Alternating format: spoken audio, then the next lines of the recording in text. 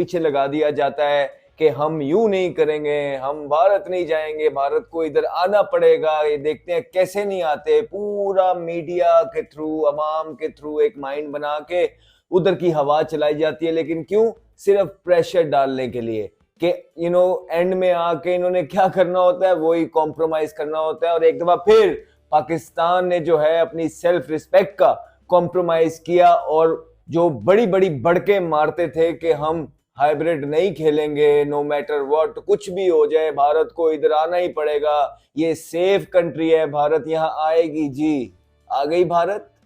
नहीं आई भारत। इवेंचुअली आपने hybrid model ही माना, जिसको आपने फ्यूजन का नाम दे दिया। अब कान चाहे यहां से पकड़ो चाहे यूं पकड़ो, कान ही पकड़ रहे हैं आप। तो बेहतर है कि अवाम को यहीं से पकड़ के दिखा दें। वो यही है कि आप हाइब्रिड पे ही मान गए, आपने ये तस्लीम कर लिया एक सर पे कि पाकिस्तान शायद सेफ कंट्री नहीं है, क्योंकि इसलिए भारत नहीं आ रहा ना। उनका तो यही मौकिफ है पहले दिन से कि पाकिस्तान सेफ कंट्री नहीं है, हमारे प्लेयर्स यहाँ पे सेफ नहीं है। और आपने ये फैसला मान के उस पे जो है ना साइन कर दिए हैं। तो इसका मतलब है आप साथ मिल गए। मुझे ये बताए ना कि क्यों इतनी इतनी बड़ी बड़के मारते हैं, अवाम को क्यों डिसगाइज करते हैं, उनकी आंखों में क्यों धूल झोंकते हैं। एक प्रॉपर एजेंडे और प्लान्ड जो कैंपेन आप चलाते हैं, क्यों करते हैं ऐसी सारी चीजें आप अवाम के साथ?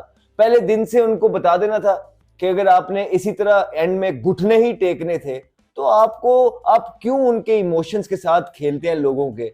आप फिर फ्यूजन पे मान गए हैं और तस्लीम किया आपने सारी चीजों को, और फिर एंड में आपने आके ये कह दिया कि जी हम भी भारत नहीं जाएंगे। ओ भाई, आईसीसी का टूर्नामेंट था, ये एसीसी का एशिया कप नहीं था कि आप हाइब्रिड पे मान गए हैं।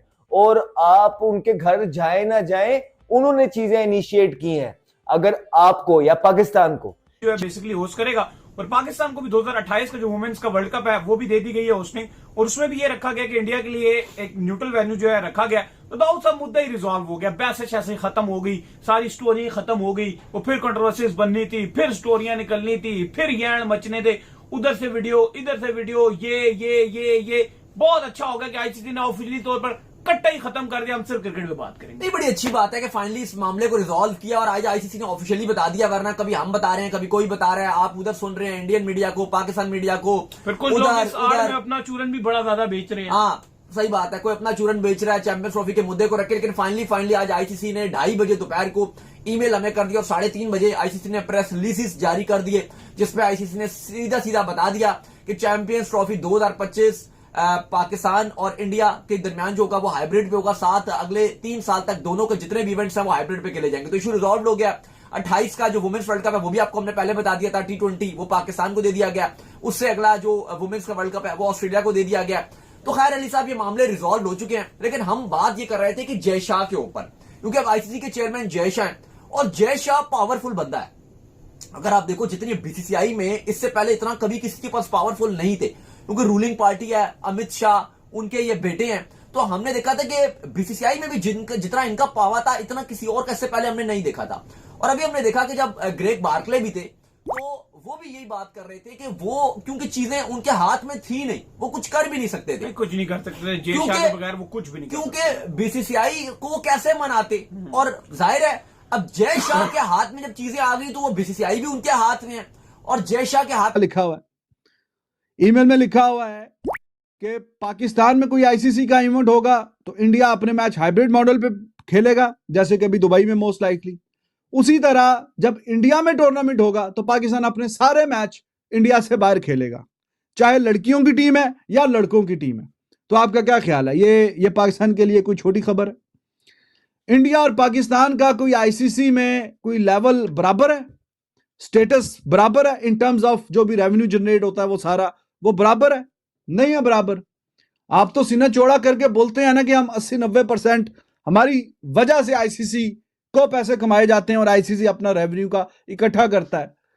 तो आपके 80-90% वाले बोर्ड जो रेवेन्यू जनरेट करके देता है जो आईसीसी को, तो वो आईसीसी ने अब कहा है कि नहीं जी, अगर इंडिया पाकिस्तान नहीं आएगा तो पाकिस्तान की भी डिमांड जायज है, पाकिस्तान भी इंडिया नहीं जाएगा। और इंडियन मीडिया जो आपको बता रहा है बीच में, वो थोड़ी सी डंडी मार के बता रहा है। वो ये तो आपको बता रहा है कि जी पाकिस्तान से मैच खेलने के लिए इंडिया 2026 के T20 वर्ल्ड कप में कोलंबो में जाएगा खेलने के लिए।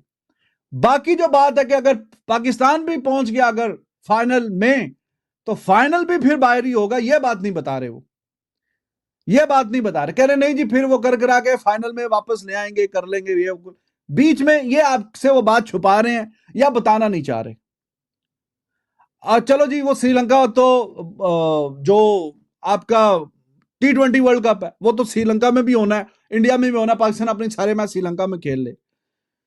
तो जो लड़कियों का अभी वर्ल्ड कप होना है, तो लड़कियों के लिए तो वो सारे का सारा टूर्नामेंट ही इंडिया में था, तो फिर वो मैच क्यों बाहर होंगे पाकिस्तान के? भाई वो मैच क्यों बाहर होंगे फिर पाकिस्तान के? तो ये बात नहीं है कि पाकिस्तानी कुछ क्या, पाकिस्तान के ठीक है, मैं तो कह रहा हूं ये पाकिस्तान के लिए ऐसा नहीं है कि वो बोलेंगे जी हमने हाइब्रिड मॉडल में नहीं बोला था तो अब हो गया, तो बड़ी ऐसी वैसी बात है। स्टेडियम के अंदर फिर 22 तारीख को खेला जाएगा लाहौर के अंदर ऑस्ट्रेलिया वर्सेस इंग्लैंड का मैच। ये लाहौर के अंदर पहला मैच होगा, ये बड़ा मैच है ऑस्ट्रेलिया वर्सेस इंग्लैंड का। फिर 23 तारीख को होगा दुनिया का सबसे बड़ा मुकाबला India versus Pakistan, neutral venue यानी दुबई के ऊपर। इसी के साथ साथ 24 तारीख को होगा रावलपिंडी के अंदर पहला मुकाबला जो कि बांग्लादेश वर्सेस न्यूजीलैंड का होगा। इसी के साथ साथ फिर अगला मुकाबला बांग्लादेश रावलपिंडी के अंदर ही होगा, ऑस्ट्रेलिया वर्सेस साउथ अफ्रीका का। फिर 26 तारीख को लाहौर के स्टेडियम के अंदर अफगानिस्तान वर्सेस इंग्लैंड का मैच होगा। 27 को रावलपिंडी के स्टेडियम में पाकिस्तान वर्सेस बांग्लादेश का होगा। ये पाकिस्तान के सारे मैचेस इस तारीख को कंप्लीट हो जाएंगे। 27 तारीख को होगा, 29 तारीख को होगा लाहौर के अंदर अफगानिस्तान वर्सेस ऑस्ट्रेलिया का मैच। 1 मार्च को होगा साउथ अफ्रीका वर्सेस इंग्लैंड का। 2 मार्च को होगा न्यूजीलैंड वर्सेस इंडिया का। पाकिस्तान अपने सारे के सारे जो मैचेस है वो 27 तारीख को ही कंप्लीट कर लेगा। फिर इसके साथ 4 मार्च को होगा पहला सेमीफाइनल, जी हाँ, और इसी के साथ साथ 5 मार्च को होगा दूसरा सेमीफाइनल, और 5 मार्च के बाद जो फाइनल है वो 9 मार्च को खेला जाएगा। मतलब कि 4 दिन का गैप इसलिए डाला जा रहा है कि इन केस अगर इंडिया फाइनल में नहीं जाती, जो फाइनल का मैच होगा फिर लाहौर के अंदर होगा, और अगर इंडिया सेमीफाइनल में भी नहीं जाती तो फिर जो सेमीफाइनल होगा वो भी लाहौर के अंदर खेला जाएगा। ये वेन्यू डिसाइड किए गए। तकरीबन 80% जो चैंपियंस ट्रॉफी है वो पाकिस्तान के अंदर खेली जा रही है।